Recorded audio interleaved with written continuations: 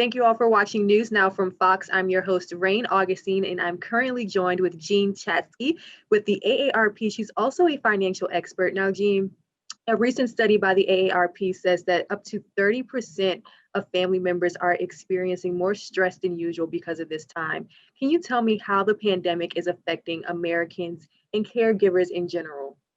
Yeah, absolutely, Rain, and thanks for having me. This study was conducted by S&P Global and AARP. It's a study of 1,600 employees who are either caring for kids or caring for older relatives at the time that they are also trying to do their jobs typically from home. And what we're seeing is 60% of people say they are now spending more hours on caregiving. And you're right about that 30% of people who say that they are facing more extreme stress, but another 40% say they're also facing more moderate stress. So we've got 70% plus of people who say this situation has gotten more stressful for them, and younger caregivers are feeling this more than older generations. Mhm. What do you think it is about this time that is making things a little bit more stressful than usual?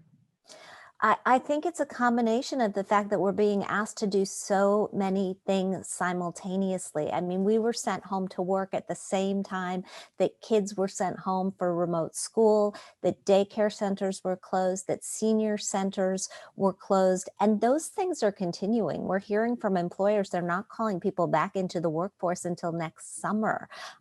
Some people think that we have just fast forwarded into the future and that this work from home environment is here to stay.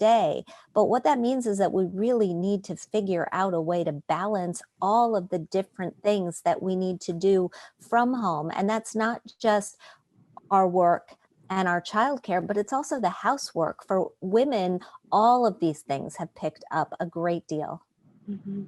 Speaking of women with children, I'm assuming that this is an even more stressful task to work from home and take care of the household. And in some cases, the women are also caregivers for their family. So, how are employers adjusting to this?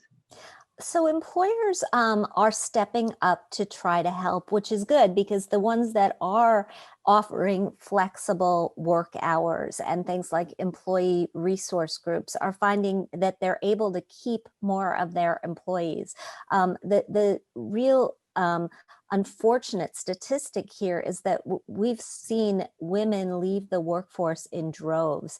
In September alone, 865,000 women left the workforce. That's 4 times the number of men. But at employers where they've put these flexible work policies in place, where they're stepping up to offer subsidized backup childcare or subsidized backup senior care, where they've put paid family leave policies in place, fewer workers are feeling like they have to take a step back. And what advice can you give a parent or caregiver who is in a situation where they have to work from home and still care for their children or loved ones? Reach out to your employer to figure out what sort of resources are available to you. And many of us don't tap into our employee benefits until we really need them. Now's the time. We really need them. And if your employer doesn't offer what you need, it's time to have an open, honest discussion about what you need to do your job effectively. Your employer wants to keep you working and they want to keep you working well, and they may not understand what they need to provide in order to help you do that.